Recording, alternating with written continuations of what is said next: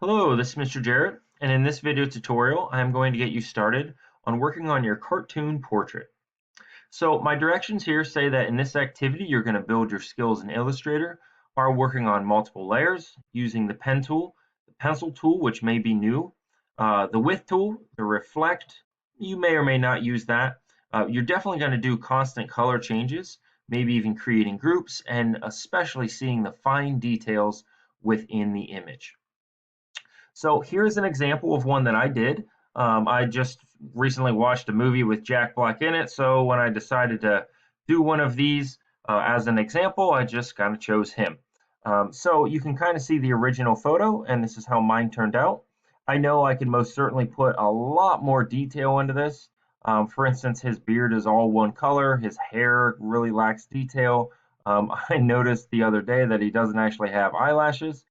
So there's a lot more that I could really do to this, but I didn't have that much time to do this. So this is a pretty good cartoon portrait, even with the lack of time. I think this took me about an hour to do. What I'm going to get you started with here is finding an image, and not just a normal image, a good image. Okay, you'll probably hear me preach over and over in class. Your image that you choose is like the foundation of a house. If you have a bad foundation, building that house is going to be very difficult. That house will fall apart. Okay, a good solid foundation, meaning a good solid image to start, the correct image to start with is going to have a good project or a good house. Okay, so there's a little analogy for you. So coming down here, as far as following my directions, it says Google search a person you want to trace over. Change the search settings to get better results. So this is just a screenshot from Google, so it may look slightly different, but I'll just open this up to kind of show you. So when you're opened up to a new tab and you have Google there, just search somebody. So I'm just going to do Jack Black, just like I did for my examples. And it says go to the image tab and change your results. So it says to hit tools and change from size to large. Okay, now this won't always filter everything, but it should filter out a lot of the smaller ones. So now it says choose an image that has a high pixel ratio that is clear enough to see the fine details, such as individual facial hairs. So eyebrow, maybe your eyelashes, maybe even beard hairs if your person has a beard. You just want fine details, maybe even like the creases of the skin. So like I said, changing this to large will possibly filter out all of the small ones, but it might not do all of them. So when you're selecting an image, the way you're going to see the pixel ratio is by moving your mouse over it, and normally a number will pop up down here. You want a very high number, something close to the 1,000. You saw my example. This one is only like 250 by 250. That's a small image. This one is, 2400 by 1700. That's a huge image. Okay, so you want something that's large. Now, a lot of students will just save that small image or this one. But what they don't realize is these are compressed images. Okay, they're much, much smaller. So my directions say right click on it and open the image in a new tab. Okay, so when you find the image you want, so you could scroll down, you can find whatever image you want. You might be able to search that person's face if you don't find it. So here's the one I actually used, and you can see it's 2400 by 1700. But this is a small image that's compressed. That's a small compressed image. My directions say to right click on this and hit open image in new tab. Then it says switch tabs, and it says note if the image that comes up is smaller, then it is still compressed. You probably need to go to the actual website. So if this image that pops up is even smaller, sometimes it is, then you just go back here and you click on the website, and hopefully they will have the decompressed one on the website. But in most cases, you will have one that is nicely blown up. You might even be able to zoom in even further like I can do here. Now I can see it's kind of pixelated here and there, but I can see individual eyebrow hairs. I can actually see eyelashes, which I forgot to draw on mine. I can even see creases around his eye. So this is a good one. This is a large, large, large image. Okay, so we are going to now right click on this and hit save image. So just like my directions say, right click on the image and select save image as. Find your folder and name the image. So you could just name it whatever the person is. whatever is going to help you know what the image is, but put it in the correct folder, in the cartoon portrait folder. Okay, so right click, save as, and save it into that folder. Now, once you have that saved, and I already have mine saved, it says you're going to come down here for the Illustrator setup. It says open the cartoon portrait document in your folder. Depending on when you're watching this video, I may or may not have already put this in your folder for you. You may not have all of the layers, so you might have to actually add some layers yourself, or come get me, and of course, I will help you actually go through switching your layers over to the new document. But depending on when you're looking at this video, I may or may not have put this here. This might be removed if you're looking at this as a semester where I already put the correct one in your document. So if you are in your folder. So if you see this, it's probably because I didn't. If you do not see this, it's because you already have the correct Illustrator document. Okay, so back here it says open the cartoon portrait document in your folder. So this is the actual document itself. You'll see I gave you a whole bunch of layers, and I gave you some swatches over here that are nicely labeled for you and everything. Okay, so when I originally did this for my Jack Black, I didn't do this. You can see I have a lot smaller layers. Things are a lot more compressed. But now I've seen after doing this with several students that this is extremely helpful to help them do this. Okay, so again, it says click on the image layer at the bottom. Then we're going to click File, Place, and place it in. So notice I'm not opening the image. It says I'm actually clicking on the image layer down here. And I'm going File, Place, and I'm finding my image. Okay. So this is the image of my Jack Black. I'll hit Place, and it says click to place, and it's huge. Okay, it's rather large. Now my directions actually say you're going to use the crop image button at the top to cut off excess you do not need. So you can kind of see what that looks like. Next one says click on the artboard tool. You can also see what that looks like. Okay, and then it says the artboard, set the artboard to the correct orientation that matches the image. So let's go through all that. So for this one, I'm going to hit the crop image. And I can see there's a whole bunch of excess over here on the side that I don't need. I don't want to cut his hair off over here, however. And then I'll hit apply. Okay. Now this image is more like a square now. So I can do the next part, but I may not have to. It depends on what your image actually turns out to be. But the next part says to click on the artboard tool that's over here on the left. Okay, and then it says to set the orientation. So this is a little bit more of a rectangle than a vertical picture, like a portrait picture. So if you need to change landscape, you can. Okay, and then you can just get the selection arrow to get out of this. And now it says to resize your image. So it says set the artboard to the correct orientation, hold down the shift key and resize the image, lock the image layer. So I'm going to have this selected. I'm going to hold shift down and I'm going to resize this the best I can. And it might be helpful to actually put this in the corner. Okay, and resize it as large as I possibly can so it fits on that page. Okay, now you might want to set this to the side or you can center it. It really doesn't matter. The nice thing with doing this in Illustrator is that you can always resize everything at the very end. I do notice here for my image, since I downloaded it offline, the top of his head was kind of cut off. So I might want to shrink this just a little bit so I have room to draw the top of his head. Now, if your drawing goes out in this dark gray area, that's okay because, again, you can resize everything. Okay, so I'm just going to sit this right on here, and then it says to lock that layer. Next, it says setting the swatches. Okay, so I've showed you probably before how to do a custom swatch just by coming up here to your swatches and hitting new swatch, or over on your panel side over here if you have the swatch window open. I've also showed you how to do that. So just to kind of show you again, swatches, and it's the same thing. All right, so I've showed you how to make new swatches, but those are really, really tiny. So I actually gave you a whole bunch of blank spots over here, and these blank spots you can use as large swatches. You can see that I just gave you 3 for each one of these. I wouldn't recommend really doing more than 4. Every once in a while, you might need a fourth if you have some like extremely dark area, maybe like the shadow underneath a hat or something. But most of the time, 2 to 3 are probably good enough, and occasionally you need a fourth. Okay, occasionally, but normally we stick to like 2 to 3 here. So the directions say to expand your layer where it says face skin and select the swatches layer. Then it says get the black arrow, and down here where it says skin, it says select all 3 of these boxes. So I'm going to select all 3 by holding in the shift key. Now you could also do this just by highlighting this. That's why my directions really don't state that.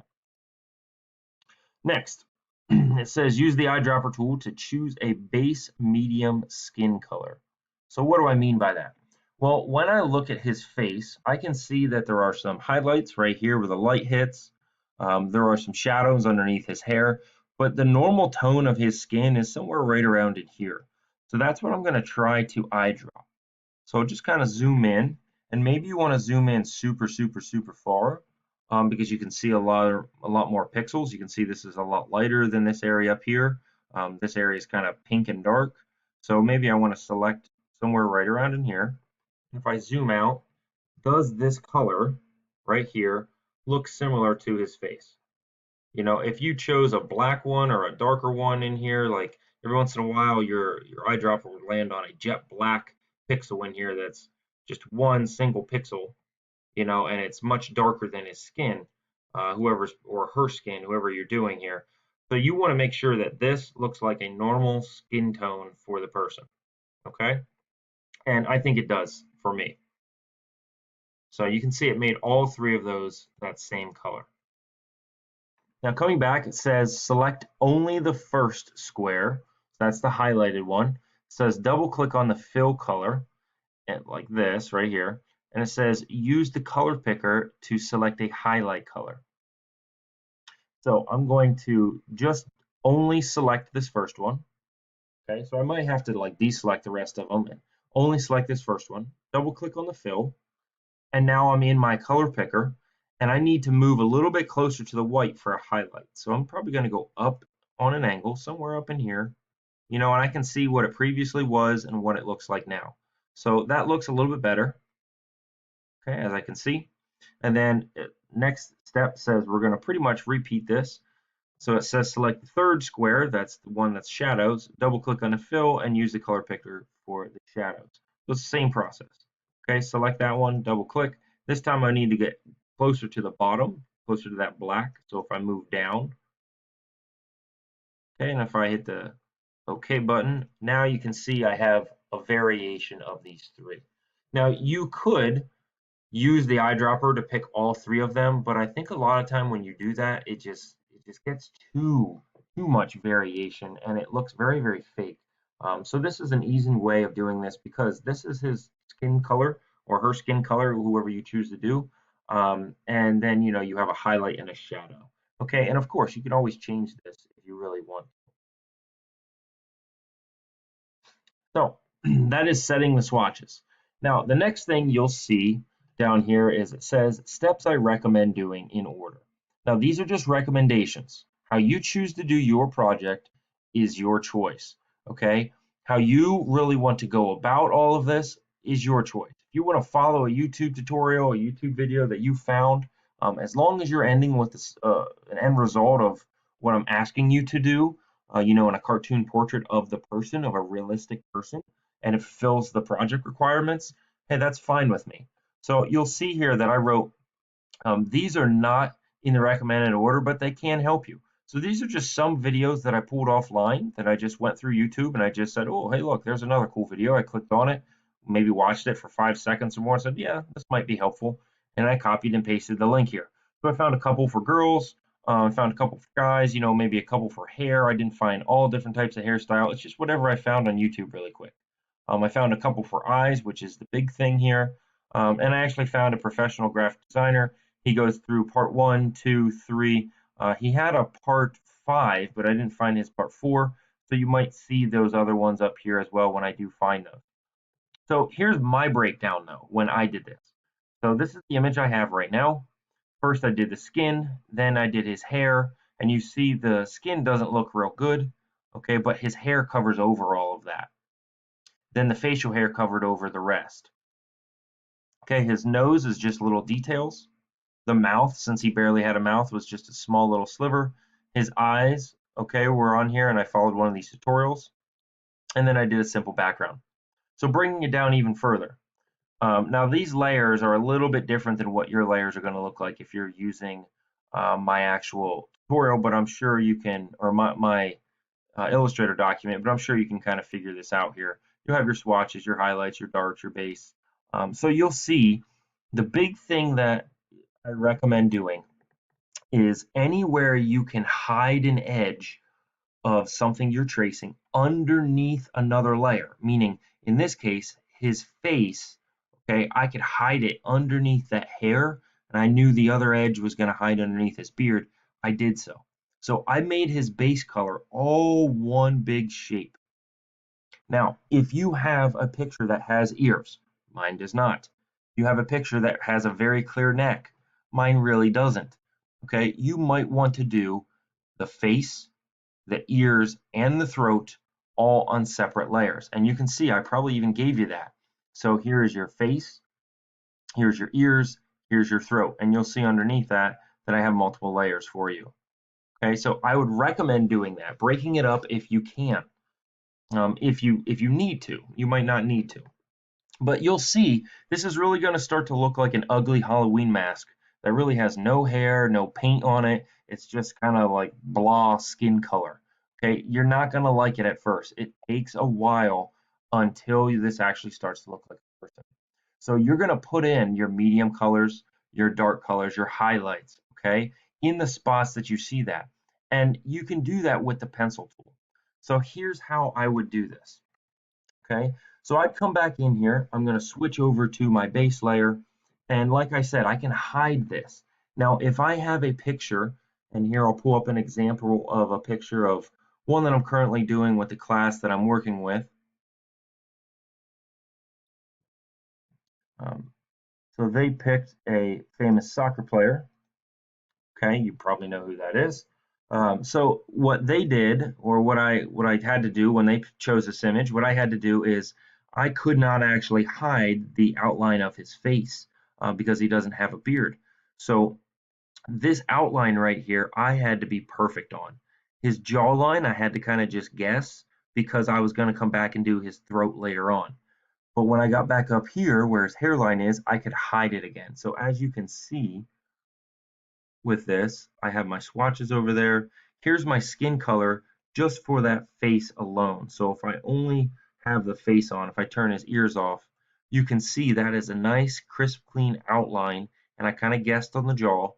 So where you have spots that you cannot hide it, you do need to be very precise. So that's why you're going to use the pen tool for this. But other areas like the shadows and such, you could probably use the pencil tool. Okay, and that's what this is. This is the pencil tool. It's just a free form drawing.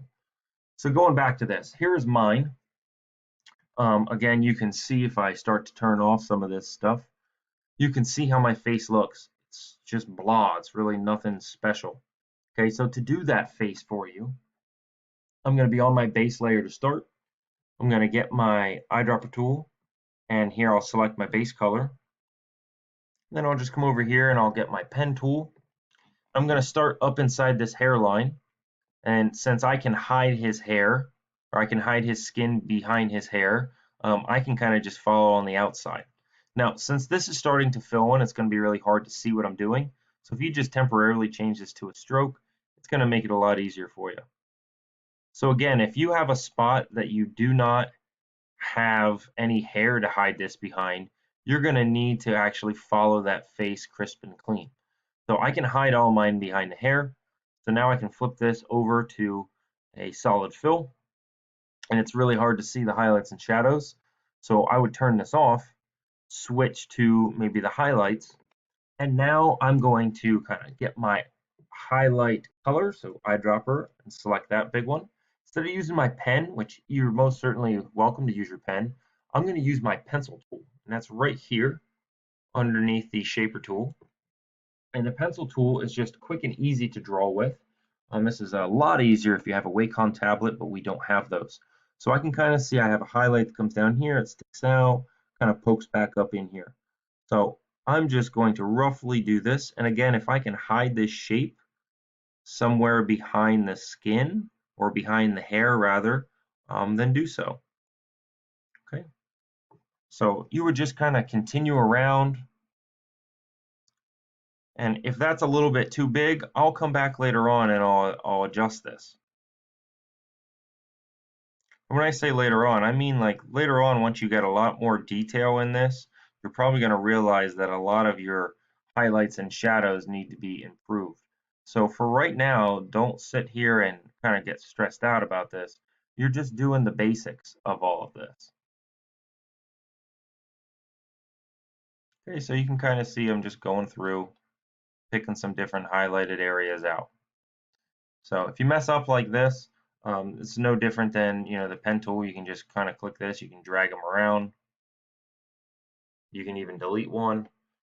But here's the nice thing by having everything organized on your layers. You select this little circle over here, it'll select all of them, and then you can eyedrop that normal one, which I already eyedropped before, so I think just switching to the pencil tool, it kind of took that away. So you can see there are all my highlights so far. Okay, maybe there's a few that I missed, like up here. But again, I can come back and put those in some other time. Now I'll go to my shadows and I'll get my pencil tool. Once again, I might need to eyedrop my darks, my shadows here. Pencil tool, and you are just kind of filling this stuff in.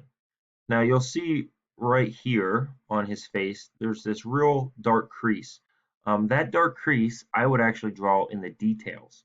Okay, I'm not going to use the shadows to do this. You can if you want to, but that's why I put that details thing there for you. So around his eyes, maybe I need to connect that in better.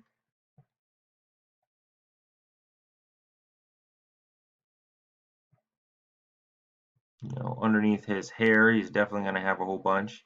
And you see, I should have probably done this all in one, but I didn't, so that's okay. I can just do it in two if I need to.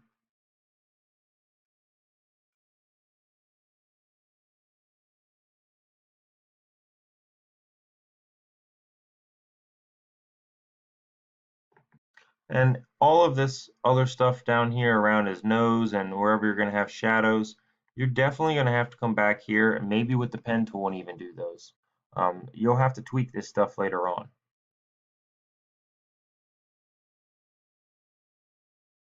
Okay. Now, once you have all your highlights and shadows, and since I'm doing this quick, these are really not good at all. I would definitely want to come back and fix these. But now you can kind of turn this on and you can start to see what that face is looking like. And this really just looks like a Halloween mask with no hair or paint on it. Okay, once you start putting in the eyes, the nose, the facial hair, all that other stuff, it's going to look a lot better. So coming back to my original one, there's my face. You can see this one is a little bit better than what I have here. Okay, it's a little bit better. The next thing that my recommendations say to do is to do the head hair. Okay, so the head hair will take you some time. This is multiple layers, different colors. Again, you're going to just follow those same directions to set your swatches. Okay, you see I gave you some hair over here to set your swatches. So you'll find the head hair, you'll switch to the swatches layer, and you'll do the same thing that we did before. And you're just going to slowly continue.